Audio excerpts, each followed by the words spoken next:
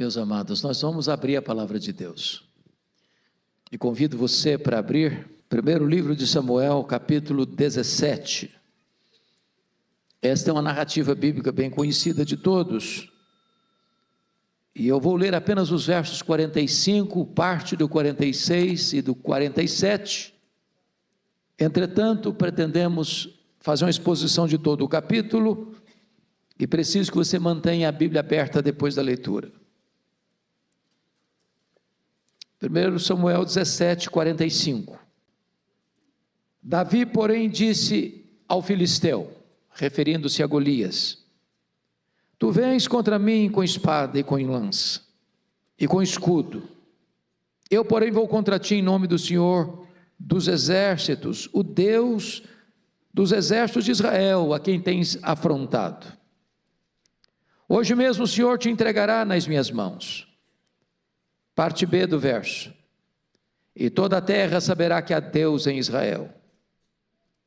Saberá toda essa multidão que o Senhor salva, não com espada, nem com lança. Porque do Senhor é a guerra, e Ele vos entregará nas nossas mãos. Amém. Essa é uma das narrativas mais conhecidas da Bíblia. Esse é um dos textos clássicos da Bíblia para tratar de uma batalha, de uma guerra espiritual. E eu preciso dizer a você nesta noite que, seja do ponto de vista real ou figurado, os gigantes ainda existem. E eles são muitos. E eles são atrevidos. E eles são insolentes. E eles teimam em se colocar no nosso caminho para nos assustar, para nos intimidar, para nos fazer correr com as pernas bambas de medo. Gigante é tudo aquilo que parece ser maior do que você. Gigante é tudo aquilo que intimida você. Há gigantes que estão fora de nós. Há gigantes que estão dentro de nós. Há gigantes que nós os criamos no laboratório do medo. E eles se levantam como fantasmas para nos assustarem. Um gigante pode ser uma pessoa, uma circunstância, um sentimento, um trauma, uma doença, uma perda, uma decepção, um luto. Eu não sei quais são os gigantes que você enfrenta, mas eu quero lhe dizer que Deus não chamou você para ter medo dos gigantes, para medir a altura dos gigantes, para fugir dos gigantes. Deus chamou você para vencer os seus gigantes.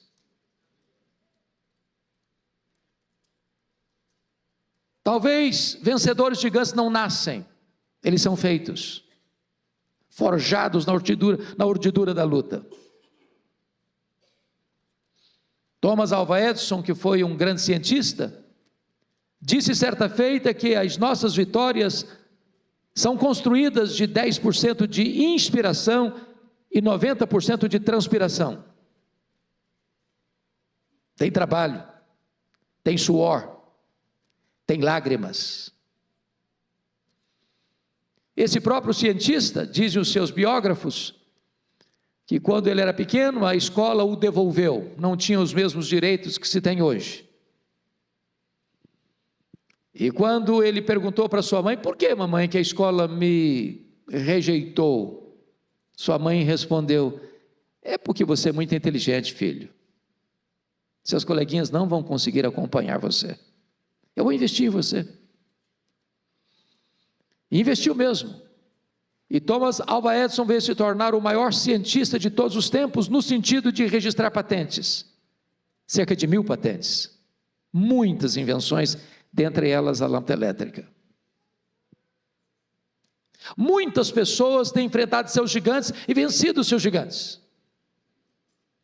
Por exemplo, John Milton ficou cego aos 50 anos de idade. Não é fácil enxergar e deixar de enxergar. Alguém diz: acabou a vida dele. Pois depois de completamente cego, ele escreveu o grande clássico, O Paraíso Perdido. Ludwig van Beethoven foi um músico de qualidades superlativas. Sua família tinha sérios problemas de formação genética.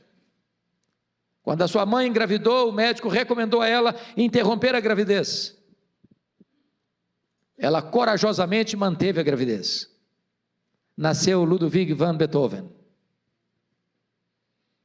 um músico excelente, mas por uma surdez progressiva, aos 46 anos de idade ele ficou completamente surdo. Parecia o fim para a carreira de um músico. Mas depois de completamente surdo, ele compôs as suas mais importantes sinfonias. Venceu o gigante da surdez. Talvez a mais celebrada compositora evangélica de todos os tempos foi Fanny Crosby. Fanny Crosby compôs cerca de 8.000 hinos. Cantava todos eles de cor. Praticamente conhecia todo o Novo Testamento de cor. Essa mulher viveu 92 anos. Porém, ficou cega por um erro médico na 6ª semana de vida. Passou toda a sua história na escuridão. Mas ela inspira e consola milhões de pessoas com as suas músicas ainda hoje. Que segurança tenho em Jesus, pois nele gozo paz, vida e luz. Quer estar ao pé da cruz, que tão rica fonte. Hinos de Fanny Crosby. Venceu o gigante da cegueira. Quais são os seus gigantes? Hoje Deus está aqui convocando você para enfrentar e vencer esses gigantes. Esse texto nos fala de uma guerra. Israel está lutando contra os filisteus. Os filisteus foram os mais terríveis inimigos de Israel por séculos. Oriundos da região do Mar Egeu, migraram para Israel na região costeira ocidental, na parte próxima ao Mediterrâneo. Nunca foram vencidos por Israel, senão no período de Davi. Eles eram muito mais preparados militarmente, eles tinham carros de ferros, eles eram numerosos e muito valentes na guerra. E agora, de um lado está o exército de Israel, do outro lado estão os filisteus. Na hora do enfrentamento, do embate, da conflagração, diz a Bíblia que levanta um duelista do lado dos filisteus, chamado Golias, um homem de 3 metros de altura, trajando uma armadura de 60 quilos, a ponta da sua lança pesava 6 quilos, havia um escudeiro na sua frente, e esse homem insolentemente disse para os soldados de Israel: não é preciso lutar, dê-me um homem para lutar comigo, se ele me vencer, nós serviremos vocês, se eu vencer, vocês nos servirão. E diz a Bíblia que durante 40 dias, 2 vezes por dia, esse duelista filisteu desafiou o exército de Israel e todos fugiram de medo. O moral do exército de Israel estava baixo. Porém, na hora da debandada geral, no 40º dia, na 80ª vez, chega Davi no acampamento, para levar provisão para o comandante e para os seus irmãos, e ele quer saber o que está acontecendo. Informam para ele: tem um gigante, um duelista, um homem experimentado na guerra, que está nos humilhando, nos afrontando. Ele é imbatível, ele é invencível. Ninguém pode lutar com ele.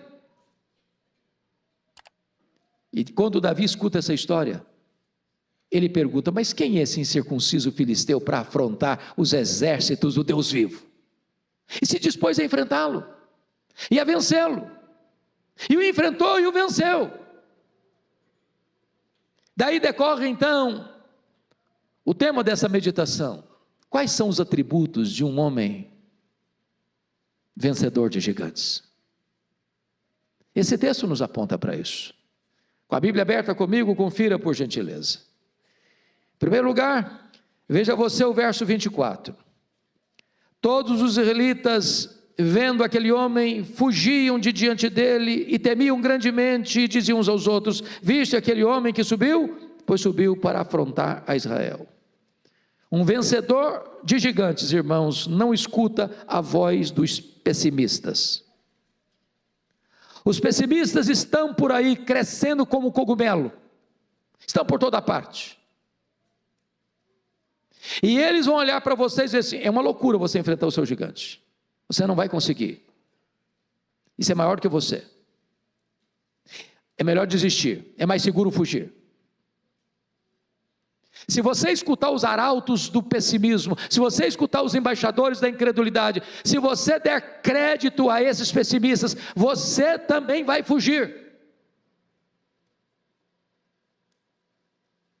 Eu fico olhando a história de Israel, daqueles 10 espias que voltaram de avistar a terra e deram um relatório muito negativo. A terra é boa, lá mana leite e mel mesmo, os frutos da terra são excelentes, trouxemos até evidências disso, mas tem um problema: lá tem cidades fortificadas, lá tem guerreiros, lá tem gigantes, a terra é inconquistável, ela é boa, mas não é para o nosso bico, não dá para nós.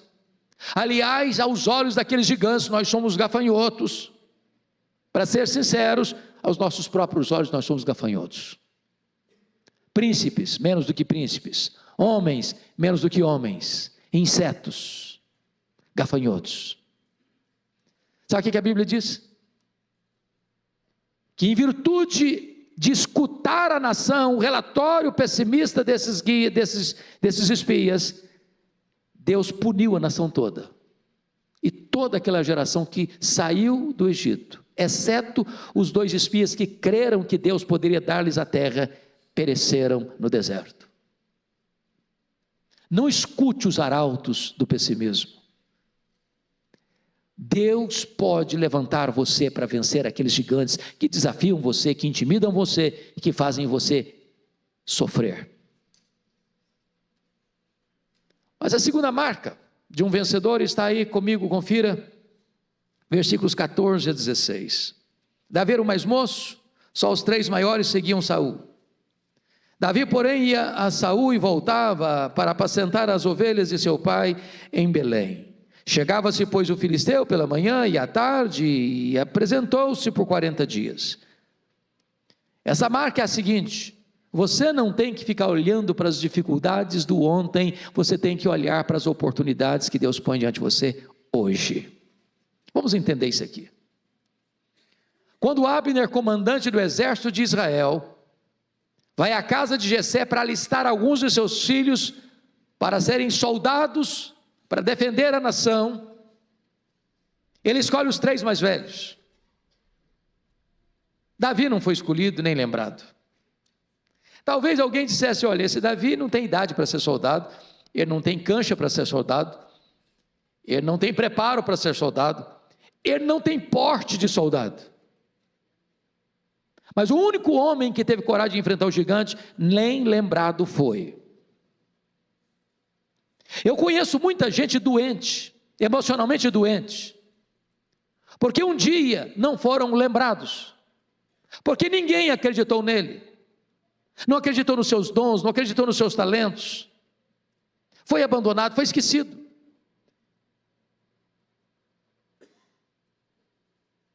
Eu conheço muita gente que diz: mas a minha vida é ruim assim, sabe por quê? Porque eu não nasci num berço de ouro, porque eu não estudei numa boa escola de referência, porque eu não tive chance de fazer um curso superior.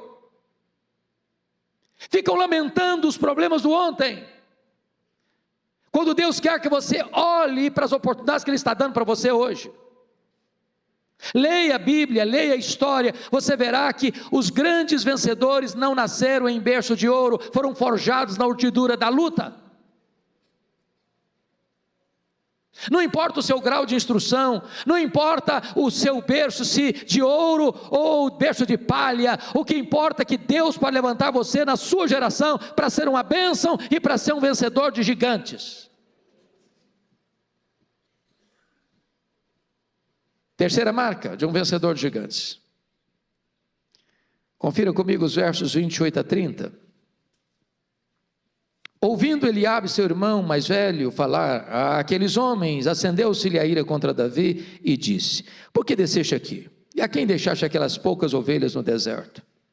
Bem conheço a tua presunção e a tua maldade, desceste apenas para ver a peleja. Respondeu Davi: que fiz eu agora? Eu fiz somente uma pergunta. Desviou-se dele para outro e falou a mesma coisa. Terceiro lugar, irmãos, um vencedor de gigantes é alguém que precisa aprender a lidar com seus críticos.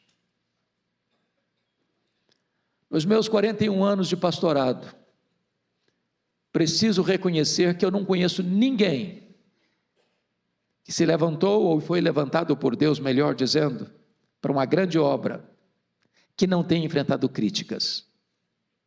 Quem tem medo de críticas não serve a Deus. Quem tem medo de críticas está mais interessado nos aplausos humanos do que na glória de Deus. Agora é verdade que há críticas e críticas. Tem crítica que vem para ajudar você, para impulsionar você. Alguém que está interessado em ajudar você, em cooperar com você. Mas há críticas que vêm para destruir você, para humilhar você, para derrubar você. Esse tipo de crítica dói muito. Mas eu vou lhes dizer quando é que a crítica dói mais. Em primeiro lugar, a crítica dói mais, meus irmãos, quando ela vem daqueles que deveriam estar do nosso lado e estão contra nós. É gente que faz parte da mesma equipe, da mesma igreja, da mesma família e joga contra o patrimônio. Faz gol contra, torce contra. Notem vocês que Eliabe é irmão de Davi, é sangue de Davi, é carne de Davi e está contra Davi. A gente chama isso de fogo amigo. É gente que puxa o tapete. Quando uma pessoa próxima de você critica você, isso dói mais do que quando um estranho critica você. Se você passando pela rua, recebe uma fechada, e alguém fala um palavrão para você, faz um gesto obsceno para você, você fica irritado 30 segundos. Dobrou a esquina, você não sabe quem é a pessoa? Não sabe de onde ela vem, para onde ela vai? Já esqueceu. Agora, quando alguém da sua família cutuca você, critica você, tenta humilhar você, isso dói. Segundo, sabe quando a crítica dói mais? É quando ela vem daqueles que nos conhecem há muito tempo. O Eliabe era o mais velho, o Davi era o caçula, eles eram 8 irmãos. Eliabe viu Davi nascer, viu Davi crescer, e apesar disso criticava Davi. Na verdade, meus irmãos, o que incomoda os críticos não são seus defeitos, são suas virtudes. O que o crítico não tolera é que você seja honrado e ele não. É por isso que Eliabe está criticando Davi. Terceiro lugar, sabe quando a crítica dói mais? Quando ela é contínua. Quando ela é contumaz. Olha comigo o versículo de número 29. Aliás, versículo 29, quando Davi pergunta assim: que fiz eu agora? Eu só fiz uma pergunta. Sabe o que significa isso? Davi está perguntando para o seu irmão assim: ô Eliabe, até quando você vai ficar no meu pé? Quando você vai me dar descanso? Para com isso, rapaz. Esse tipo de crítica, como uma goteira, incomoda. Ou, irmãos, às vezes tem gente, até na igreja, que parece que tem até um ministério, sabia? É o ministério da crítica. Ele acha que vai resolver o mundo com as críticas dele. Pode acontecer tudo direitinho, não tem um elogio. No dia que as coisas não saírem do jeito que ele queria, lá vem a crítica. Sabe quando a crítica dói mais? Em quarto lugar, quando ela vem envelopada em destempero emocional. Olha o versículo 28. Acendeu-se a ira de Eliabe contra Davi. Uai, mas o que o Davi fez para o Eliabe ficar irado? Fez nada. Mas por que ele está irado contra Davi? Sabe por quê? O Eliabe ficou pensando assim: e se esse menino enfrenta esse gigante e vence esse gigante, como é que vai ficar a minha cara? Eu sou mais velho, eu sou soldado, já tem até alguma patente aqui na minha farda. Sabe o que irrita os críticos? É a possibilidade de você vencer. Sabia que a psicologia humana prova que você e eu temos mais facilidade de chorar com os que choram do que nos alegrarmos com os que se alegram? Tem gente que não fica feliz porque a igreja Pinheiro está crescendo. Tem gente que não fica feliz quando você vê alguém rompendo na vida. Tem gente que fica incomodado porque Deus está abençoando o seu trabalho. Isso é o crítico. Mas sabe quando a crítica dói mais? A crítica dói mais quando o crítico tem a síndrome de Deus. Sabia disso, que o crítico tem síndrome de Deus? Olha o versículo 28. O Eliabe perguntou assim para o Davi, disse assim acerca do Davi: bem conheça a tua presunção e a tua maldade. Você veio aqui só para espiar essa peleja. Meus irmãos, isso é um juízo de valor. Isso é foro íntimo. Presunção e maldade só Deus conhece. Mas o crítico julga suas palavras, julga suas obras e julga suas intenções. A grande pergunta é: será que Eliabe tinha razão? Será que Davi estava ali mesmo porque ele era presunçoso? É isso mesmo? Vamos entender? Se você virar a página da sua Bíblia para o capítulo 16, no capítulo 16 aconteceu uma cerimônia lá na casa do Jessé.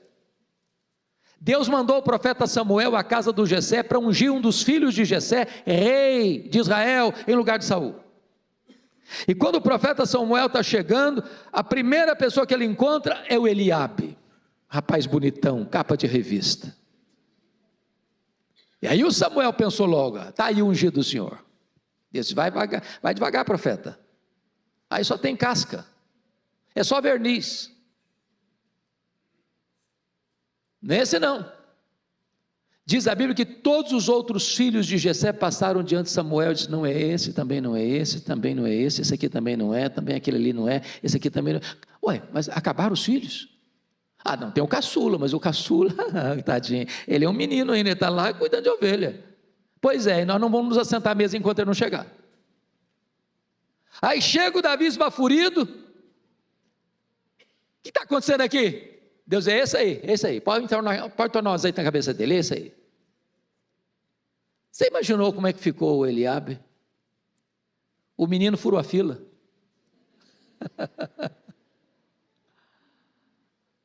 Agora, preste atenção nisso. Os 3 mais velhos estão na guerra. O Jessé dá um recado para o Davi: ô meu filho, deixa as ovelhas aí sob cuidado de alguém, vem cá, preciso de você. Ô filho, eu preciso que você leve esses pães e esses queijos para o comandante e para os seus irmãos. Davi poderia ter dito assim para o seu povo: papai, eu acho que o senhor não está entendendo é nada. O senhor não sabe o que aconteceu aqui em casa, não? O senhor não sabe que eu sou o futuro rei de Israel, não? O senhor não sabe que agora eu preciso preservar minha imagem? Ué, mas o que é isso? Ué? Eu me dão agora de office boy? Como é que fica a minha imagem? E a minha reputação? Vou não, o senhor arranja outro. Agora eu tenho que manter a pose.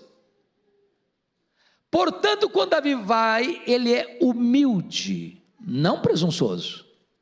O problema é que o crítico transforma a sua virtude em defeito e critica a sua virtude como se defeito fosse. Sabe quando a crítica dói mais? Em último lugar, a crítica dói mais quando o crítico quer humilhar você diante das outras pessoas. Olha a pergunta do Eliabe no verso 28. Ô menino, com quem você deixou aquelas poucas ovelhas no deserto? O que ele está falando aqui? Trocando em miúdos, sabe o que ele está dizendo para Davi? Menino, recolha-se a sua insignificância. Coloque-se no seu lugar, rapaz. Quem é você? Você não passa de um pastorzinho de poucas ovelhas no deserto e vai dar uma de valentão aqui, tem um exército inteiro fugindo desse gigante. Quem é você, cara? Enxerga-se. O que ele está fazendo? Humilhando Davi diante dos soldados de Israel. Deixa eu dizer uma coisa a você muito séria. A única maneira de você lidar com seus críticos é fazer o que Davi fez. O que Davi fez? Confira o versículo 30. Está escrito aí. Desviou-se dele para outro e falou a mesma coisa. Se você escutar os críticos, você perde a alegria, você perde a paz, você perde o sono, você perde o apetite, você perde a saúde, você perde o foco. Não gaste tempo com os críticos.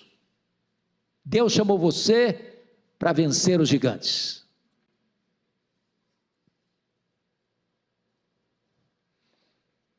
Quinta marca de um vencedor de gigantes. Aliás, quinta, não quarta. Confira comigo os versos 38 a 40. Saul vestiu a Davi de sua armadura e lhe pôs sobre a cabeça um capacete de bronze, vestiu de uma couraça. Davi cingiu a espada sobre a armadura e experimentou andar, pois jamais havia usado. Então disse Davi a Saul: eu não posso andar com isso não, pois nunca usei. E Davi tirou aquilo de sobre si. Tomou o seu cajado na mão, escolheu para si 5 pedras lisas do ribeiro e as pôs no alforje do pastor que trazia saber no surrão, e lançando mão da sua funda, foi-se chegando ao filisteu. Um vencedor de gigantes é autêntico, ele não tenta imitar os outros. Vestir roupa de rei sem ser rei não faz de você um rei. Quando eu li esse texto, pastor Arival, e é para mim uma das mais lindas narrativas da Bíblia, eu dou risada às vezes sozinho. Pensa comigo aqui. A Bíblia diz que o Saul era o cara mais alto de Israel. Davi era um cara de altura mediana. O Saul era manequim 70, o Davi manequim 52. Quando botou aquele monte de armadura em cima do Davi, gente, sobrou armadura. O cara não conseguia nem andar, era um estorvo, era uma loucura aquilo. Agora, bota a espada do Saul devia ser maior que a dos outros, ela encostava lá no chão. O Davi não conseguia andar com aquilo. Ele arrancou aquela tralha toda de cima dele, falou: eu não sei usar isso não, nunca usei esse negócio não, e tem uma coisa, eu não sei mesmo, e não quero também, pronto. Aí ele correu lá no ribeiro. Gente, se vocês visitarem essa região de Israel, vale a pena, porque lá até hoje, nesse lugar, tem pedras assim, tamanho de um ovo, lisinha, que dá vontade até você dar umas pedradas. Botou 5 para não ter problema. E aí pegou a funda e correu na direção do gigante. Sabe o que ele está dizendo? Falou: gente, ele está pensando assim, com essa funda aqui, eu sou um doutor. Eu consigo acertar um fio de cabelo, quanto mais a testa de um gigante. O que Davi está nos ensinando? O que Davi está nos ensinando é que não basta ter coragem, é preciso ter preparo. Coragem sem preparo é loucura. Meus irmãos, nós vivemos hoje um mundo distinto, nós vivemos hoje um mundo dos especialistas. Por exemplo, você se lembra que no passado, bem recente, você tinha uma coisa chamada médico da família, lembra disso? Médico da família. Ele era médico do vovô, médico da vovó, do papai, da mamãe, do filho, da filha, do neto, da neta. E o médico clinicava do alto da cabeça à planta dos pés, e pronto. Era o médico. Hoje, se a dor é do lado direito, é um médico. Se a dor é do lado esquerdo, é outro médico. Se a dor de dente é de um jeito, é um dentista. Se a dor de dente é do outro jeito, é outro dentista. Porque é o mundo dos especialistas. Eu pergunto a você, qual é o seu trabalho? Não importa o seu trabalho, se você for um especialista, você vai ser bem sucedido. Você pode fazer salgadinho para fora, você vai fazer o melhor salgadinho da cidade. Você vai ser professor, você vai ser o melhor professor da escola. Você vai ser um comerciante, você vai ser o melhor comerciante da cidade. Você vai ser um advogado, um engenheiro, você vai ser um industriário, você vai ser um empresário, você vai ser um taxista, um motorista de Uber, você vai se especializar, você vai fazer com excelência.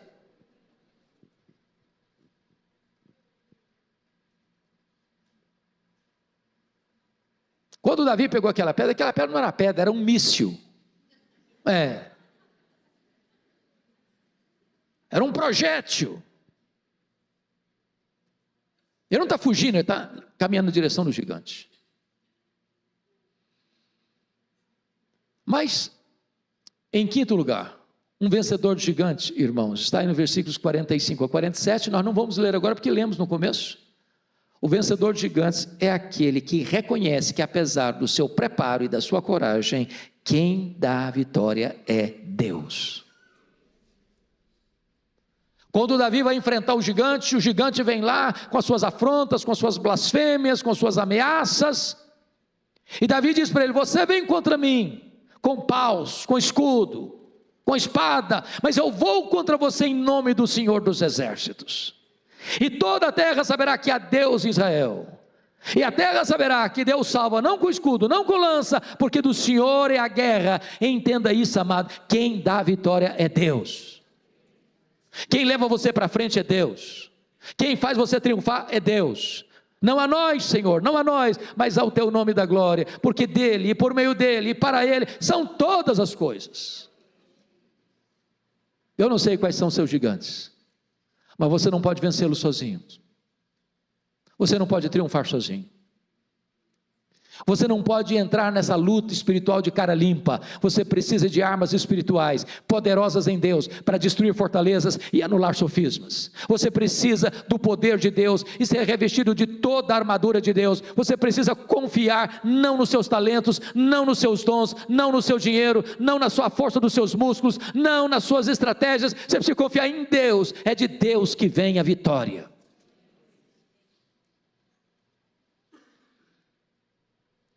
Sexto lugar, um vencedor de gigantes. Confira comigo o verso 48, por favor. Sucedeu que, dispondo-se o filisteu a encontrar-se com Davi, este se apresentou e, deixando as suas fileiras, correu de encontro ao filisteu. Um vencedor tem pressa para vencer. Compare o 48 com 24, por favor.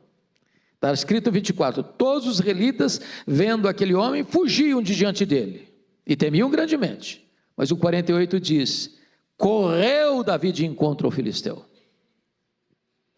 Qual a importância disso aqui, irmãos? A Bíblia diz que a esperança que se adia, adoece o coração. Tem problemas na nossa vida, irmãos, que vão ficando encruados, porque a gente está adiando, empurrando com a barriga, escondendo debaixo do tapete. É aquela conversa, é aquele confronto, é aquele perdão, é aquele acerto,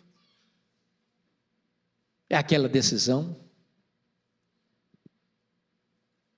Tem um ditado aqui no Brasil, muito conhecido de todos nós: é melhor você ficar vermelho meia hora do que amarelo a vida inteira. Então tome decisão. Pare de ficar adiando as coisas. Tenha pressa para vencer.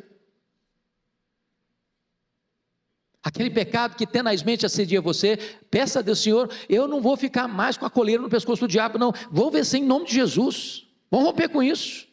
Aquele vício que domina você, que escraviza você, em nome de Jesus, você vai vencer.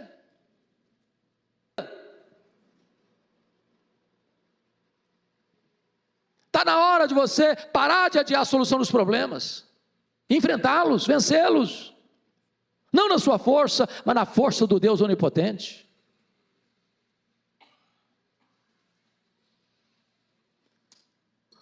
Quando eu li o livro O Monge Executivo, eu li numa sentada, mas eu só lembro de uma frase. Tem hora que às vezes o livro vale uma frase, a frase vale o livro. Não é verdade? E o que valeu o livro para mim foi essa frase: você não é o que você fala, você não é o que você sente, você não é o que você promete, você é o que você faz. Domingo após domingo a gente chega aqui, e a gente escuta, e a gente escuta, e a gente escuta. É preciso tomar decisão. Decisão. Carreira solo, mas a celebração da vitória deve ser coletiva. Não basta apenas você vencer, você precisa encorajar outros também a vencerem. Irmãos queridos, nós ainda temos nessa. Em vez de criticar, de desanimar, de dar discurso de negativismo e pessimismo, incredulidade, nós temos que dizer: meus irmãos, vamos juntos, estou com você, vamos juntos, meu irmão, vamos juntos. Você é um encorajador. Nas palavras lá de Filemon, você é um Filemon que encoraja o coração dos santos, um abençoador. Eu queria terminar com uma ilustração que eu amo, que me marca muito, me abençoa muito. Aconteceu numa Paralimpíada de Seattle, nos Estados Unidos. E a modalidade mais esperada e iria fechar aquela Paralimpíada ia acontecer no estádio. E as moças iriam fazer a última corrida, a mais longa corrida. Havia uma delas que era famosa e era a forte candidata a sagrar-se campeã, no sentido de ganhar a medalha de ouro. O estádio estava lotado, aguardando essa modalidade esportiva. E vocês sabem que as Paralimpíadas são feitas por atletas com deficiência física. E quando as atletas entraram na pista, ao sinal de largada, aquela moça que era forte candidata a ganhar a medalha de ouro, já ganhou a dianteira, recebendo os ruidosos e efusivos aplausos da multidão. Mas para espanto de todos, num dado momento, ela tropeçou e caiu. A multidão imediatamente concentra os seus aplausos na que vinha em seguida, para que ela entrasse e ganhasse a medalha de ouro. Mas para surpresa da multidão presente e do mundo que assistia, ela parou, estendeu a mão que estava no chão, a concorrente, e a levantou. As outras chegaram e, rompendo o protocolo da Paralimpíada, todas elas deram as mãos e correram juntas para a reta de chegada. O estádio aplaudiu demoradamente. O mundo foi impactado pelo exemplo delas, mostrando para o mundo uma lição: as vitórias mais importantes da vida são aquelas que nós as compartilhamos com outras pessoas. Mais do que um vencedor, você deve ser também um encorajador. Mas, meus irmãos, eu quero concluir dizendo que o que nos encanta não é Davi. Davi era um homem como você e eu, de altos e baixos, de avanços e recuos, de escaladas e quedas. Davi também teve medo, Davi também se acovardou, Davi também caiu. Davi está aqui hoje. O coração dele bate no nosso peito. O que nos encanta é o filho de Davi, é o Messias, é o Rei dos Reis, ele é o Senhor dos Senhores. Ele sim é o vencedor invicto em todas as batalhas. Ele sim é o Rei da glória, que entrou em campo para derrotar o diabo, para derrotar a morte, para morrer e ressuscitar, voltar para o céu, derramou o Espírito Santo, está assentado no trono, e Ele vai voltar para buscar a sua igreja. Ele nos fez mais do que vencedores, e com os olhos nele, os gigantes vão cair, e nós vamos avançar rumo à glória. Que o Senhor nos abençoe. Amém.